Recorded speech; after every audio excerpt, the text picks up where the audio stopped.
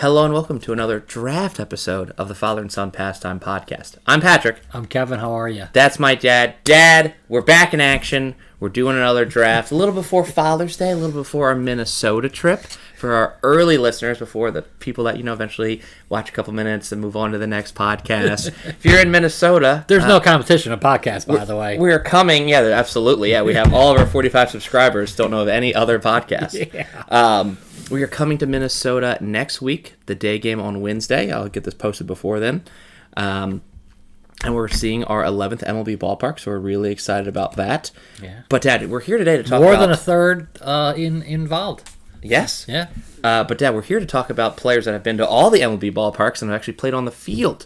It's a very unique draft. I kind of came up with this, and I did not openly expect it to be so expansive of research. It has a couple names. I'm gonna do it up for the people, Dad. This is the one and done draft, sometimes called the Lone Star draft. We are drafting one-time All-Stars only.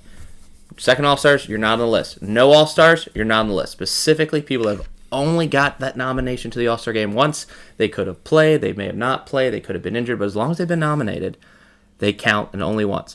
They could have won 7 Gold Gloves in the rest of their season. They could have won Rookie of the Years or MVPs. All those other awards don't matter. They can stack those up, but only one All-Star appearance for these careers. We got a lot of little caveats. We love these rules. I think it's nice. You love the rules. I do. Otherwise, it's the purpose is... It's pandemonium. He's the pandemonium. Here's the purpose. Highlighting these players' career. And... we're seeing, how did he only get one All-Star nod? That's crazy. He was so much a better player than that. That's sort of what we're highlighting here. We're not highlighting the, oh my God, can you believe Brian LaHare was an All-Star once? We're not trying to do the weird random names. We're trying to find the people that had these illustrious careers, but are really proving how difficult baseball is when you can be good, but you can't be that All-Star great consistently. We have some phenomenal names, some people that made the Hall of Fame ballot, some people that will make the Hall of Fame ballot. So I just think it's really important to highlight any of these All-Stars. Really, we go back to the 30s if you want that. I don't know if you have any old-timers on your list. A few. As well, all the way up technically into 2023. If you are currently still an MLB active player, you have to have served at least 5 years and one All-Star nod. So again, we're not trying to highlight the people like Adley Rutschman or Gunnar Henderson, the rookies that clearly didn't get nominated again. The idea is to find the people that are those one-time, only once, really? They could still be an MLB player. They may have played 15 years and just got nominated in 2021, for example. Building the best roster, we typically, Dad, only use... when we find an MVP draft, we only look at their MVP numbers. We're looking at their career numbers, highlighting, of course, what made them an All-Star that year, but collectively adding up the hits, the home runs, the wins, whatever it might be, to see, they played for 20 years or 17 years and only had one All-Star? That's crazy. I'm sure an occasional 7, 8, 9, 10-year career will be in there, too. Do you have anything to say to the people, Dad, before we kind of get underway? No, it took a good bit of research, voluminous research. So it was a good exercise. And again, you found some surprises like, wow, can't believe you just got an All-Star once. But at the same time, I just want to add that, the voting for All-Stars came from the fans, and then the reserve list, some of the people didn't make All-Star teams who deserved it because there wasn't enough spots on the All-Star roster. So I think that had something to do with some of these people not being in multiple All-Star games. 2 other little things before we start. I found it interesting that there are no one-timers in the Hall of Fame. The minimum that I've ever seen in the Hall of Fame, not like it has to be, but was 2, and that is Bert Blyleven. Okay. He only has won it twice. I just want to see. It was a tough one. I wouldn't have got it. I had to look it up. So none of these are going to be Hall of Famers. They may have survived a couple ballots, or they will be on future ballots, but no, you have to at least have multiple All-Stars to be really in the Hall of Fame. He was pretty consistent. Yeah, I know. But Blyleven's a perfect example. Yeah. Ferguson Jenkins only has 3. Oh, what a great pitcher. So these Hall of Famers sometimes struggle just to get in a couple times. Also, we're probably going to talk about maybe some utility players or people that moved around their career, maybe first to left to first, second to short, short to third, whatever. whatever year they were to get the All-Star nod is who they'll be in your lineup. We'll have a DH too, so if you end up with a plethora of outfield, I think, my cohort and I would say that there was substantial depth at outfield, but maybe not at other positions.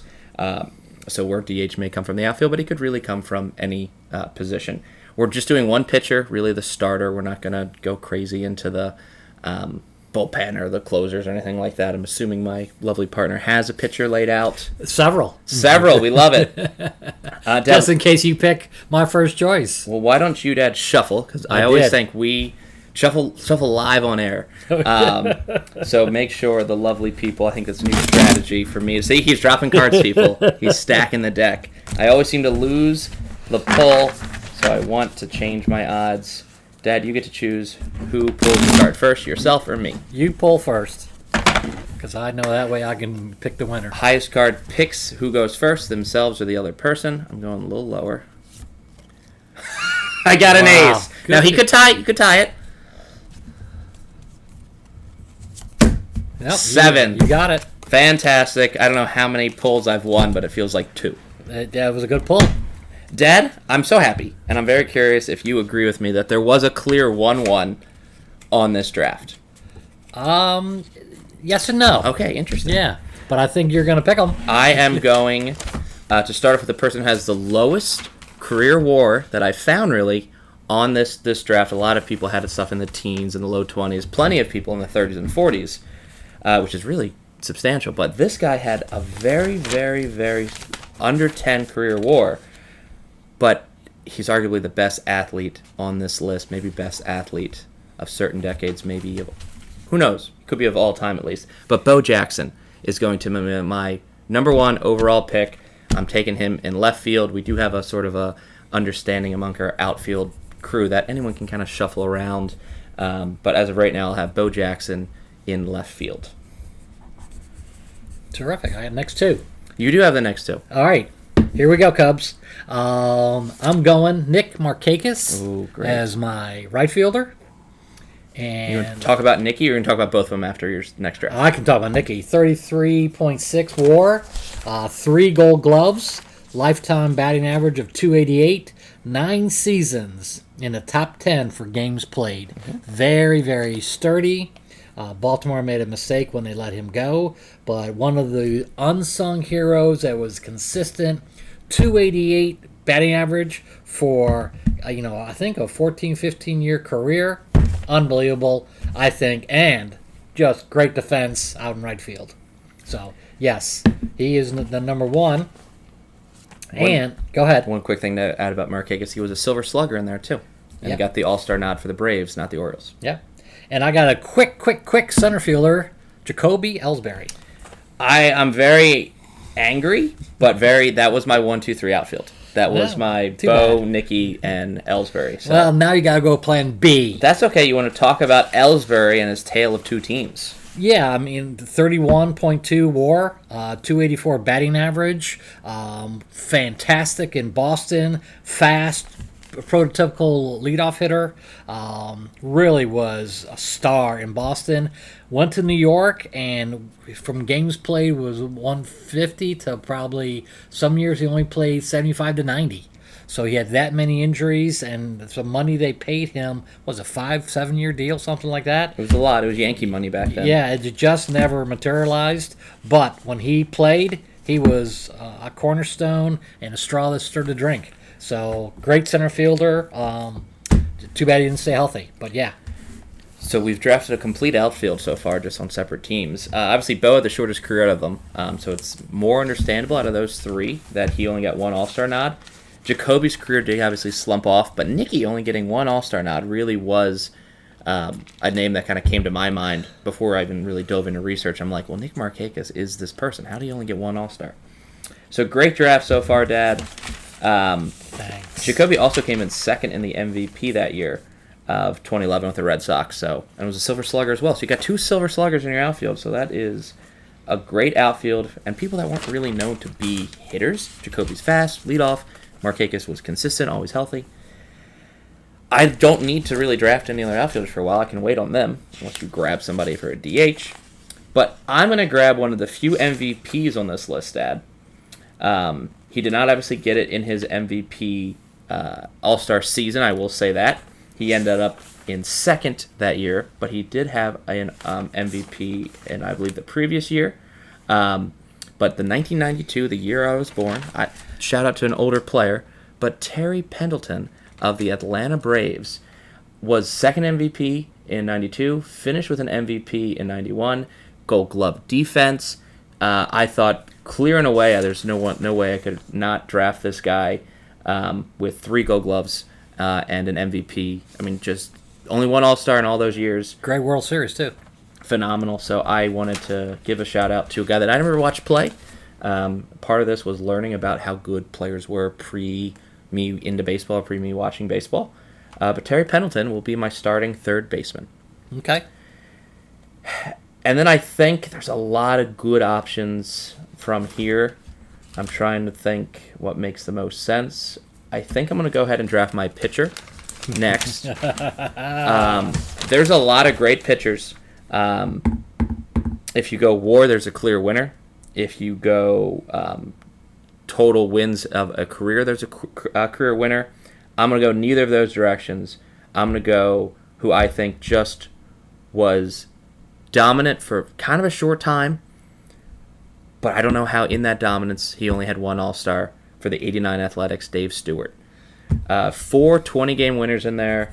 He was a World Series MVP. He finished second in the Cy Young, and I believe top 10 in the other 3 seasons of those 20-win years. Just incredibly impressive. Like I said, I think there's a lot of great pitchers.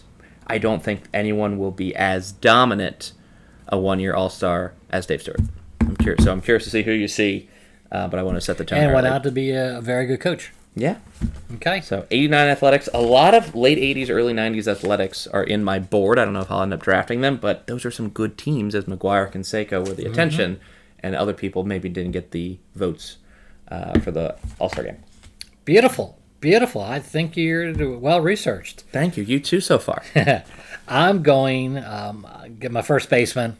Okay. Very dear to my heart. Interesting. Played for the Cubs and the Red Sox. Billy Buckner.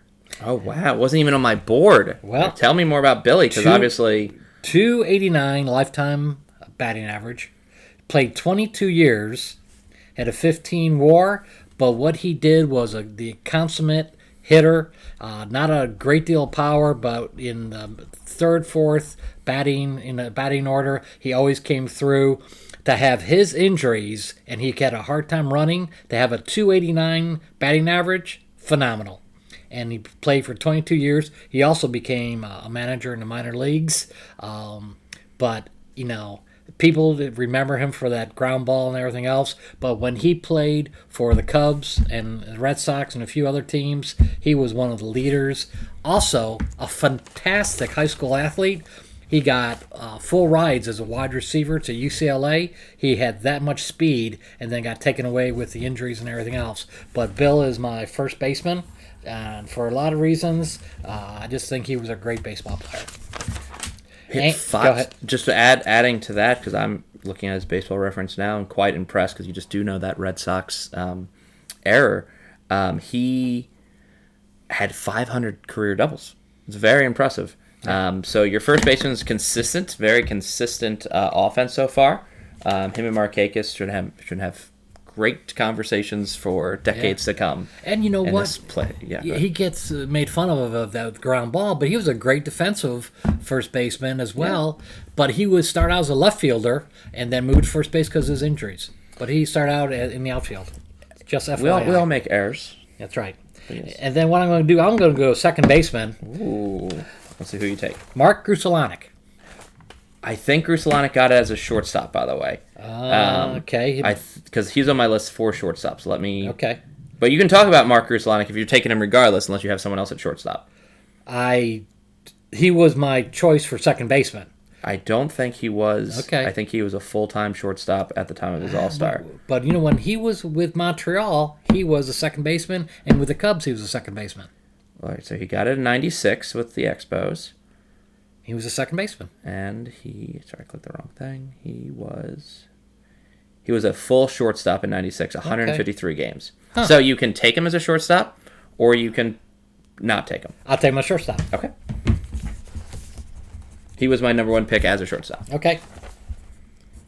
And again, 289 lifetime batting average, a Gold Glove, and 26.5 WAR. Yep. Very underrated. He played multiple positions. He went through and he helped many teams, and eventually moved to second base, where he was a cornerstone later in his career. So yeah. So anyway, go ahead. He had the highest WAR among eligible shortstops from my research. I didn't go crazy back in history. Maybe there's someone from the 40s or 50s. But yes, 96 shortstop, can play obviously middle infield. But shortstop had a short list. I'll obviously be going with sort of my number 2 there in a minute. Okay, Dad. Surprising. You went with 2 Cubs, really. Dear to my heart. Yeah. Okay. Harry Carey used to try to pronounce Grudzielanek backwards, and that was always a highlight of his 7th, 8th inning after 15 Budweisers. Yeah, that does it. That does it. All right. I don't need to go to the outfield yet.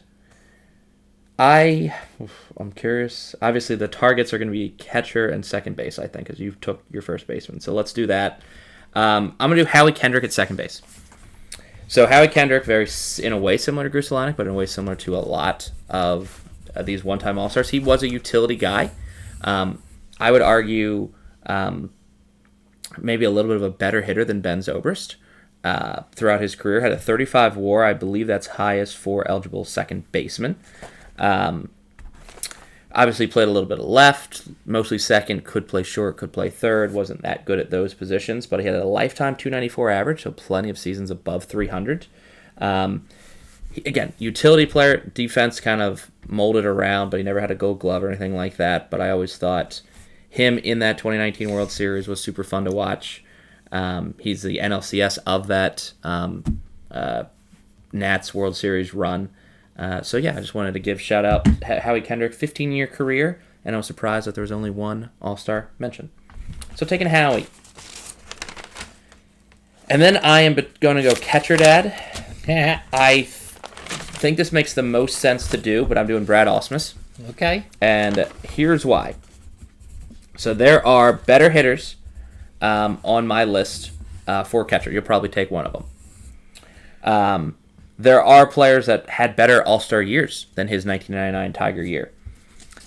However, a lot of those catchers, a lot of these one-time All-Stars, became backups as they aged. Their offense may have waned or something like that, or they switched positions to first base or to DH. Brad Ausmus had the longest career as a catcher out of these eligible options. He had 3 Gold Gloves, most on the eligible option list.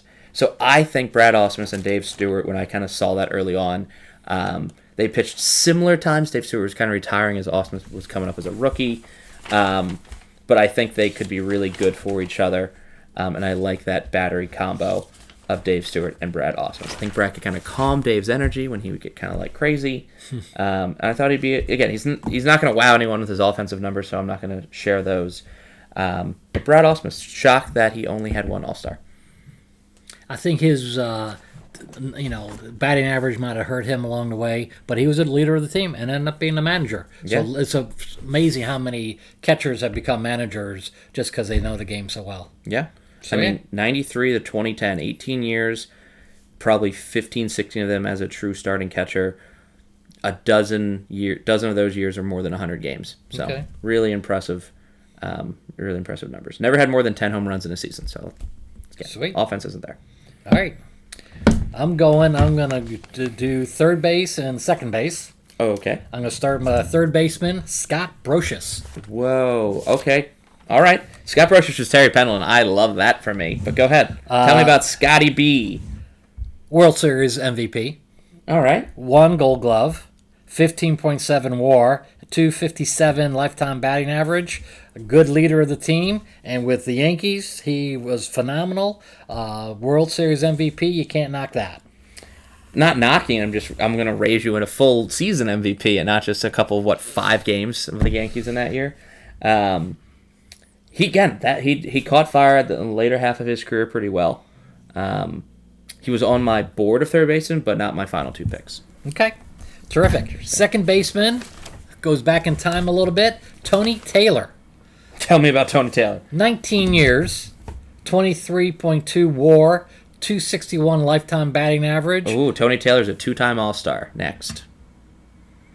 On my little thing, he was a 1-time. 2-timer. Oh, okay. He got it in 60 with the Cubs, and he got it twice because when the 1960 All-Star game had 2 All-Star games, so that would count as a 2-time All-Star. Oh, okay. When I pull it up, it was only 1. Okay, I'll take Jim Davenport then. That's also a name. Tell me about Jimmy, because I don't know either of these people. 18.2 WAR, a Gold Glove, 215. 2-time All-Star. Same thing. The Okay. back-to-back seasons in the 60s. Okay, Dick Hauser, great manager and a very good second baseman for the Kansas City Athletics. 2-time All-Star. Wow. Okay. I think a lot of these players got it twice in the 60s before they went to Okay. 1 All-Star game. Okay. Let me move on then, Okay. because that was when I looked at the stuff this morning. It was only All-Star next to 1 year. Well, like when Hank Aaron's All-Star record of 25 All-Star Okay. appearances, it's not catchable because they had 2 All-Stars back then. Okay. Yeah. Another reason I didn't go too far back in my research because. Yeah. Okay. Well, I'm going to select a pitcher then. Okay, do it. There were some really good candidates, and when I went back, I'm going with Jake Arrieta. Whoa. Okay. Keep talking. So go ahead. Go, Jakey. 115 wins in 2015. He was 22-6, 1.77 ERA. He finished with 3.93 ERA for his career, but when he was with the Cubs, he was one of the best pitchers ever for the Cubs. I just think that he would be great. When it came to the playoffs, he said that he was going to just give me the ball and I'll take it from there, and he was phenomenal for those years the Cubs were in the playoffs. So he's my choice for pitcher. I didn't consider Jake Arrieta at all.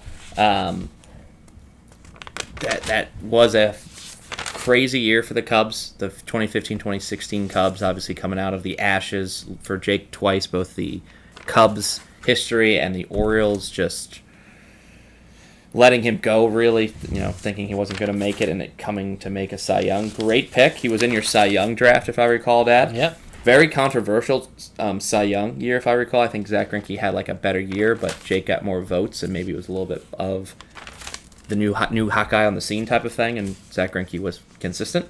But nonetheless, he won the award. Okay. This is going very different. I'm very excited for the end because I want to do some honorable mentions because not a lot of my 2s have been taken so far. Since we're going to Minnesota in a couple days, let's do Kent Hrbek at first base. Not the most home runs on my board, which was impressive. I thought 293 would be the most that a 1-time All-Star could get. I was wrong. There's a couple players in the 300s. But 82 Twins, his rookie year campaign, I believe, or his year after, I know he was second in the Rookie of the Year votings. He was second in an MVP during his career. I don't know if it was a Minnesota effect or if there was just better first baseman during the 80s, but he had a 38.6 career WAR. Really, I would say dominant. I mean, higher batting average than we're seeing for modern-day first baseman, 282 lifetime. It's pretty good for a modern-day first baseman. Consistent. I don't think he really ever got injured as well, so we're looking at those players. Trying to find a reason for him not get the All-Star game. I really couldn't. And I'm glad Minnesota has honored him so much. I believe he has his own gate and I think his number's retired in Minnesota, but I could be wrong. But Kent Hrbek. Yeah, he was a legend. 293 career home runs. Yep. Okay. I'm going to go my catcher, Randy Hundley.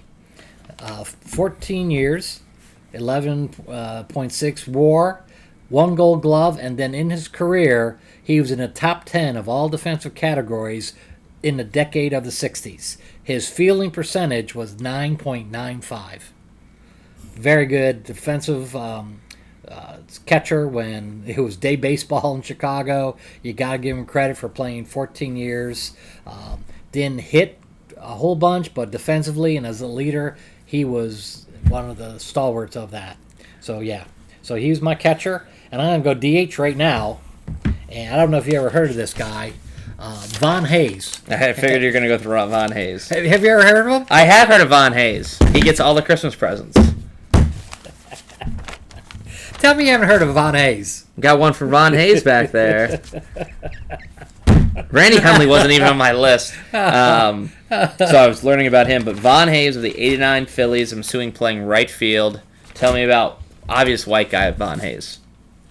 He was 29.9 WAR, 267 batting average. Sweet swing from the left-hand side.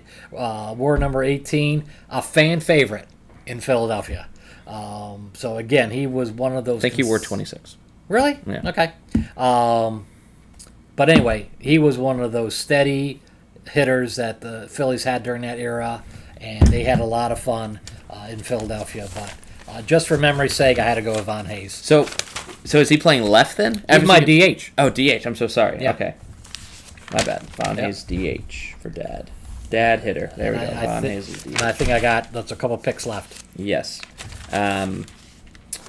You have your pitcher, I have my pitcher. You have your catcher, I have my catcher. You have your first baseman, I have my first baseman. You need to hustle to find a second baseman. Well, yeah. I need to take a shortstop and some outfielders. We got 4 picks left each, it looks like. Okay. Did you take a third baseman yet? I did. Brocious. Oh, that's right.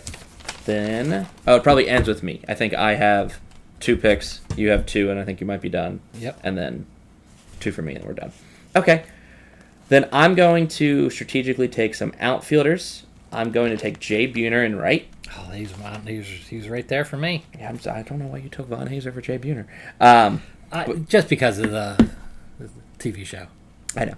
There's a couple. I'm wearing a Dexter Fowler shirt. I'm not going to draft Dexter Fowler, I don't think.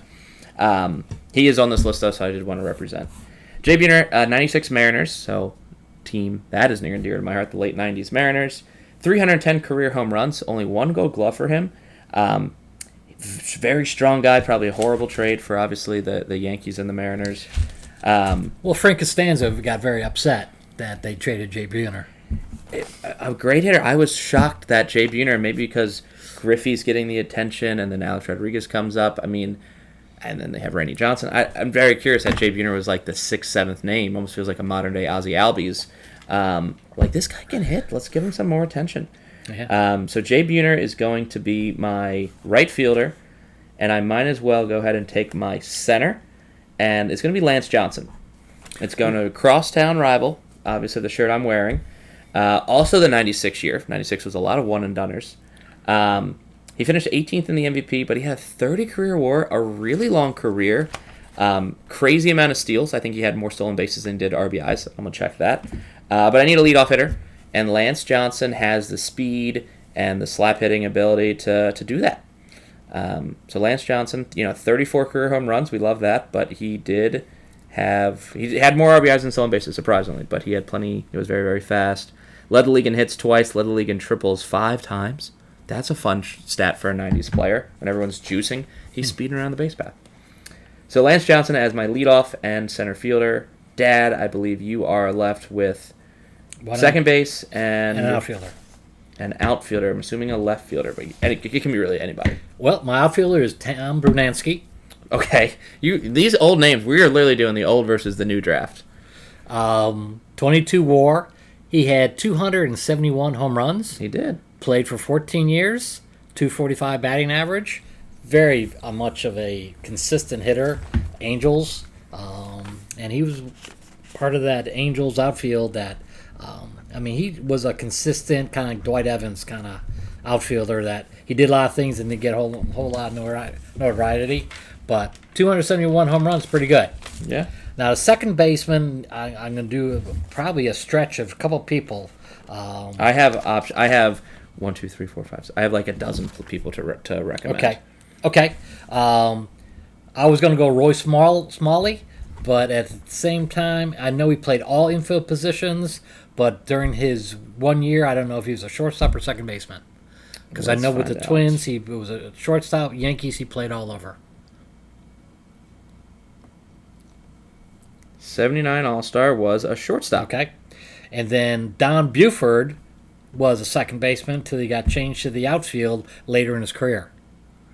Don Buford, Oriole recognition. Yep. He got the All-Star later in his career, so I'm assuming he was an outfielder. Yeah. But he started as a second baseman. That's nice. And he threw batting practice to Patrick. He got his All-Star as a left fielder. Okay. I am out of second baseman. Can I...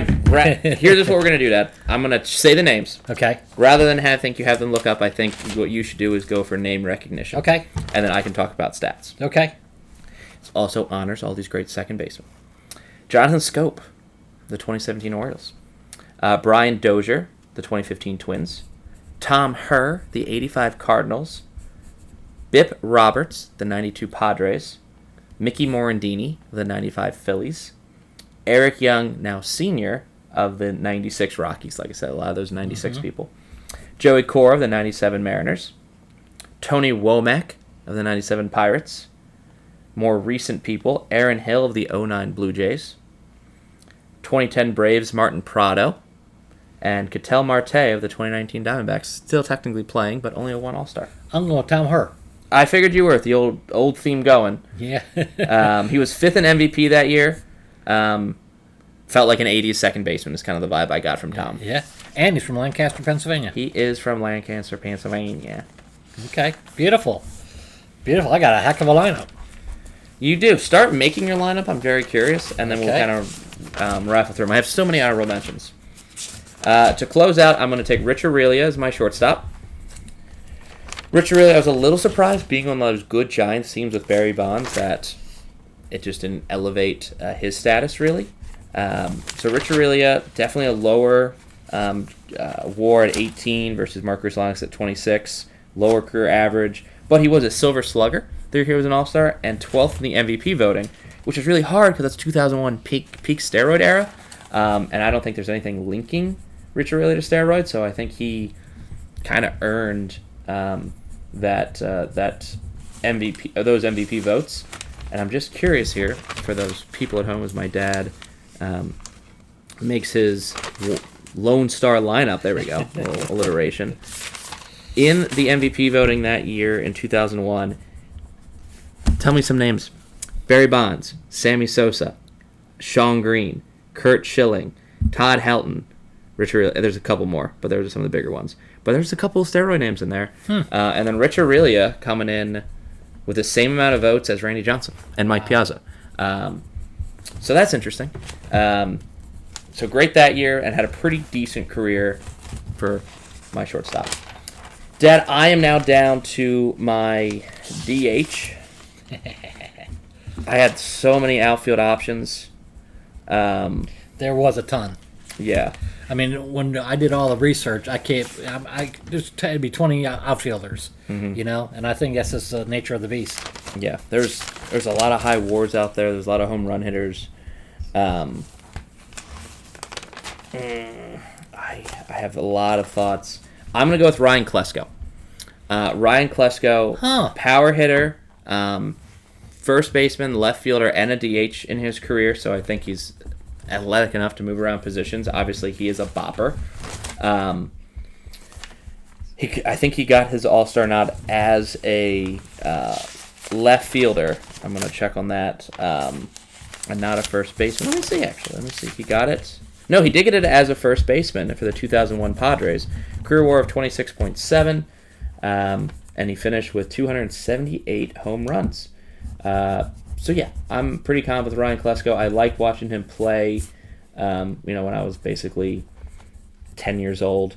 I thought he was unsung. Yeah, I mean, he felt like an Adrian Gonzalez, a less talented Ryan Howard. That's a good analogy. So I thought he was pretty good. I mean, for his size, I thought he moved pretty well at first too, and at left field. A lot of great other options in there, but I'm okay with ending this draft with Ryan Klesko. Dad, tell me your lineup. You ready? Yeah. Ellsbury leading off. Yep. Buckner hitting second. Okay. Markakis third. Okay. Brunansky cleanup. Okay. Von Hayes. I think you've heard of him. DH. DH Von Hayes. Grudzielanek. Shortstop. Brochus third. Tom Herr second. Randy Hundley's catcher. You're definitely batting ninth, that's for sure. Defensive. And Jake's my pitcher. Yes. It's 1 through 7. It's not a bad lineup. You went pretty old outside your starter, which is very. I went pretty new, and I don't think 89's old, but like compared to my lineup, it is. Yeah, I didn't know they had 2 All-Star games. Yeah, that's how they had the one in the middle of summer and the end of the year. No, I think it was like June and August. I want to say, but I could be wrong. Okay. I did. That makes sense to me. But maybe they did have one midsummer than after the season. I'm gonna do a little research on that. But yeah, that's how Hank Aaron got 25. I just assumed both were in the season. Has to be. But maybe I'm wrong. Okay. I'm making my. I like a lot better with 1. Me too. I think it means more. Yeah. I wish it was later though, openly, because then it's like all you have to do is have like a good 80 games, and you could be like Brian LaHare, who's got now 2 mentions on this podcast. And a former Cub. And barely played with the Cubs. Yeah. I think he ended up in Japan, by the way. I think Korea, but okay. I understand. It's kind of overseas.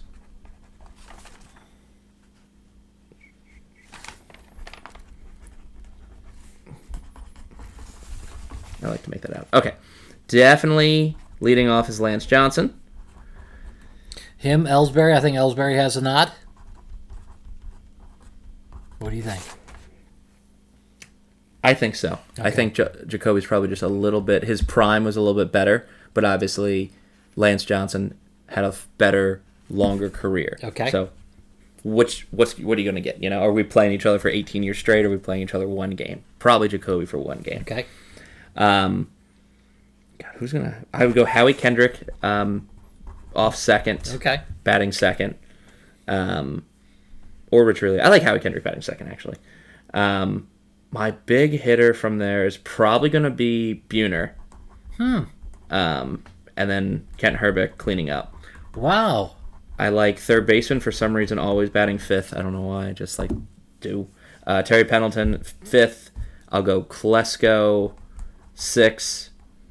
I'll go Bo Jackson, 7th. Wow. I know. Again, shorter career, athletic, and maybe he's upset with me, and maybe he plays better. He'll break the bat over your head. That's fine. He also did, by far, him and Buhner had the most strikeouts on this team, so I do have to separate them. I don't want them next to each other. Okay. Wow. And then Aurilia and Ausmus rounding out the order.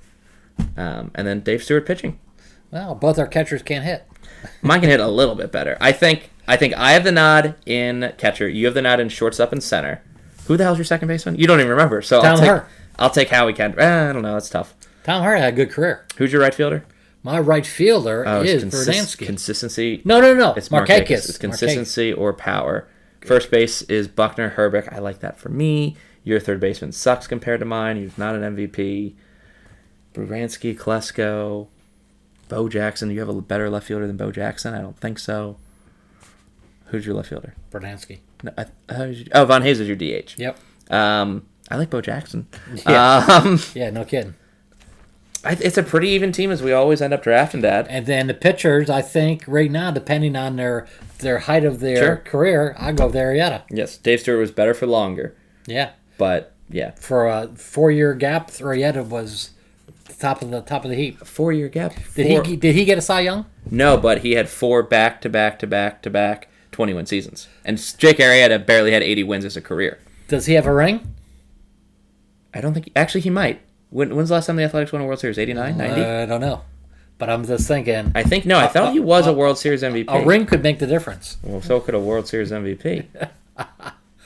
And he was a World Series MVP. Was he? Was 3 World Series rings. Okay. I didn't know when before I was born. But yeah, because that's when they were really good. Yeah. That's when they had Canseco and all those guys. Yeah, look at those the stats. Bash Brothers. Look at those stats. 20 wins, 21, 20, 22. I know, he was... Bam. For some reason, he was in the shadows for somebody else, that he didn't get the notoriety. Dennis Eckersley. But even during, in the American League, he just was like in the top 4 or 5. He wasn't the number 1. Bob Welch got a Cy Young one time for the Athletics. But I don't know. It seemed to always be someone just maybe a skosh better than. But he was always top 5 in Cy Young during those 4 years. Did he ever have a 1.77 ERA? No, but he had more wins, I think, in 4 years than Jake Arrieta had in his career. Oh, I don't know about that. Well, Jake Arrieta did not have a good career, Dad. He had a 4-year career.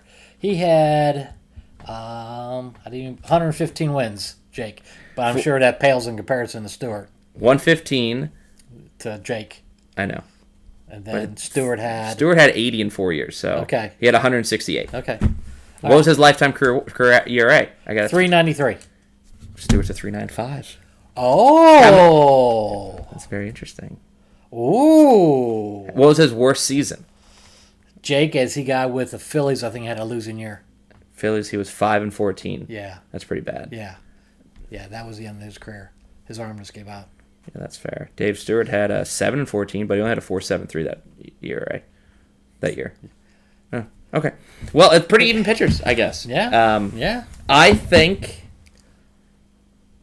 God, it's very funny that your pitcher's older, your pitcher's younger, but throwing to a overall younger team, and my pitcher's older, throwing to a pretty much older team.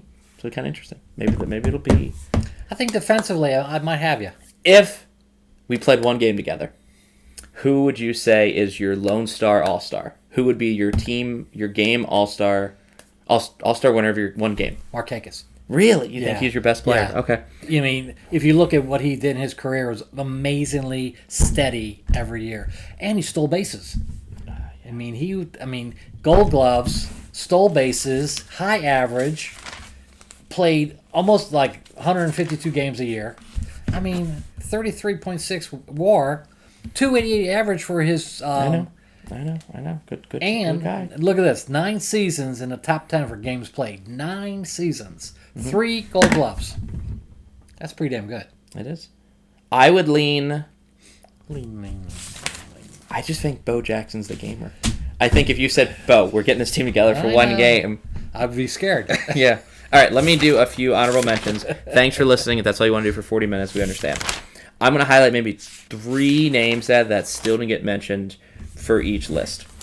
Kevin Appier. Let's go pitchers first. Highest career WAR of our entire thing. 54.5 career WAR.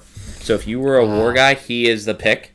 But he never had a dominant season. He was almost an accumulator, much like Jamie Moyer, a 49.8 career WAR, 20 plus some years, only one All-Star game in that entire thing, almost 300 wins, 269 career wins. That may not get touched in modern baseball anymore.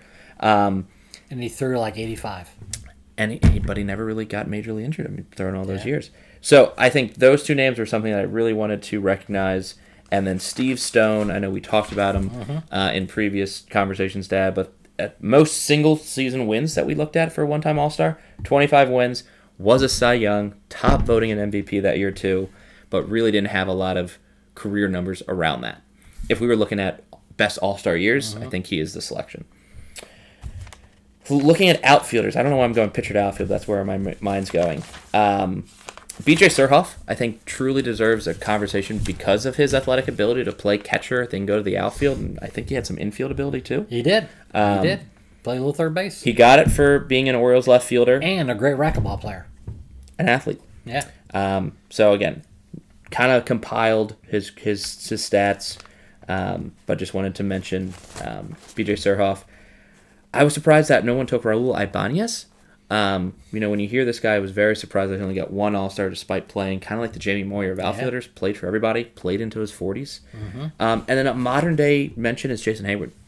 5 Gold Gloves, I believe that is the most of our entire position players eligible for this draft. Still playing, obviously. I don't think he'll get any more All-Stars, despite having... He's a very average hitter if you want to look at his career numbers, he's rated an average OPS. His first 8 years of his life, basically before he became a Cub, he was phenomenal. I mean, he really was both offensively and defensively a future. Yes, they thought he was going to be a star. And then so his career WAR, if he never played for the Cubs, it may have actually been higher than 41. Yeah, and without the speech during the rainstorm, the Cubs may not won the World Series. So that was the little silver lining. Yeah, then he's the champion. First base stat, I thought Chris Davis could have been drafted in this draft. 295 career home runs. He was a home run champ. He was a Silver Slugger. 3rd in MVP. Right, there's some Adderall implications there. Maybe that's why we avoided him. But Chris Davis, it's hard to tell the story about Baltimore baseball without Chris Davis. And then Eric Hosmer, looking at defensively talented first baseman, 4 Gold Gloves, just stopped playing recently. Kind of similar to Haywood's if he stopped his career in 2020. His WAR probably was better. But yeah, I thought those guys were pretty worthy of a conversation. I mentioned every second baseman earlier, so just to re-emphasize Bip Roberts, the versatility. Howie Kendrick, Bip Roberts, Ben Zobrist are all kind of in that same conversation. Obviously, Ben has multiple All-Stars, so in theory he's better. But Bip Roberts of the 90s Padres playing multiple positions. He never played, I don't think, many positions more than 100 games. He was like 80 here, 40 there, 20 there. Eighth in MVP that year. And Martin Prado, I thought, with similar, versatile middle infielder, second, third base for the 2010 Braves. I'm glad we didn't go with this, but a cheat code for this draft is technically Fernando Tatis. 5-year career.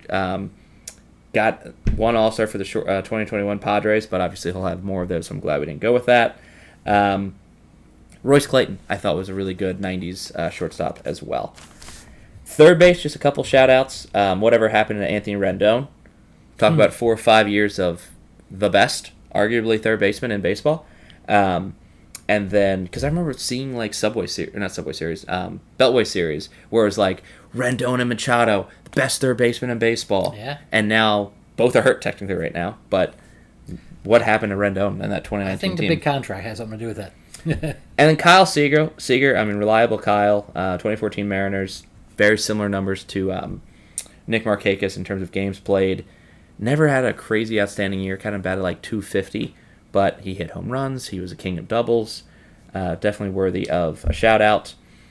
Mike Napoli and Carlos Ruiz were probably my two other options at catcher. Both were on the 2012 All-Star team, which was funny. And Mike Napoli became a first baseman and a World Series champion with the Red Sox. And Carlos Ruiz still had a couple good years after that All-Star nod. I remember the beard. Yeah. Dad, any other players you wanted to shout out? Mike Boddicker. Great 20-game winner in '84. Pitched for the Red Sox and Orioles. He was in my kind of list of pitchers that were outstanding. Pat Dobson, 20-game winner. He was the last 4 pitchers that won 20 games in one season. It was Palmer, Cuellar, McNally, and Dobson. Dobson's always the one that's forgotten out of that foursome, but I don't think that will ever be duplicated again for 20-game winners. Yeah, how could you? Yeah, it's just innings pitched and everything else. Those are people on the list. I had Gary Matthews as part of my outfield, 30.4 WAR, 281 batting average, Rookie of the Year in '73, instrumental in the Cubs' rise when it got to be 89 and everything else. They call him the Sarge. Loved to play baseball, and I think that's. I had the other one was really. If I had to reach for a shortstop, Mark Belanger, 41 WAR, played 18 years. You could have grabbed him instead of Grudzielanek. Well, I think Grudzielanek gave me a little more offense. But anyway, 8 Gold Gloves, instrumental during the 60s and 70s of the Orioles. Really was phenomenal. Earl Weaver put him in the lineup, batting 9th every time. Didn't care if he hit. He just stopped everything that came up the middle and was part of that strong up the middle for the Orioles when they were just a powerhouse in the late 60s, early 70s. I take back what I said about Jason Hayward, that Mark Belanger is going to be our most decorated Gold Glove option in the infield or outfield. 8 Gold Gloves. Yep. Could not hit at all, Dad. No. Nor did Earl Weaver force him to hit. I mean, we're talking $186, $167, $165 in like full seasons. I know. He used a 31-ounce bat. So does Royce Lewis. And, the real surprising thing was it was a toothpick. And so he never got any wood on the ball, whatever. He hit a lot of ground balls and all that. But Earl didn't care because he was a great shortstop. He got 73 walks one year. Who's not pitching to this guy? Yeah, good eye. Just throw it right at him. I'm serious. Yeah, hit it. He hit no home runs that year, but 73 walks. That doesn't make any sense. I think a lot of years he didn't hit any home runs. Yeah. But 41 WAR. His career high of home runs is 5. Yeah, I was going to say 4 or 5. So, yeah. Sammy Sosa had a week of that. Yeah. So, anyway, those are the ones that I kind of wanted to point out through the research and all that stuff. So, it was a lot of fun to do that, and it brought back a lot of memories of great players that really didn't get the notoriety they deserved. Dad, thank you for bringing our senior leadership to this draft. We covered probably 6 decades worth of baseball stars, 60s to now, really. So I hope, I mean, really, if you watch this draft, all 50 minutes of it, thank you. We appreciate you. Give us a like, comment. But hopefully at some point we said, really? He only got one All-Star? And you were doing what I was doing, like checking stuff.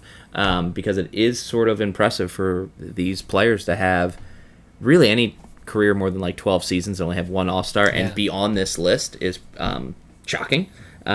Because and you don't have players playing 152 games anymore. Yeah. Well, Mike, another person I didn't mention, Mike Cameron had a 46.7 career WAR, 2001 Mariners, and because Ichiro Suzuki, you forget about Mike Cameron. Yeah. He was very steady. 3 Gold Gloves. So I mean, there's plenty of those people on the list, and you're like, wait, if Mike Cameron only got one All-Star, did this person get any? I checked, for example, Pokey Reese. I was like, oh my god, I can draft Pokey, Dad. He never got an All-Star. There's so many people that never even got an All-Star, but Pokey Reese had 3 Gold Gloves.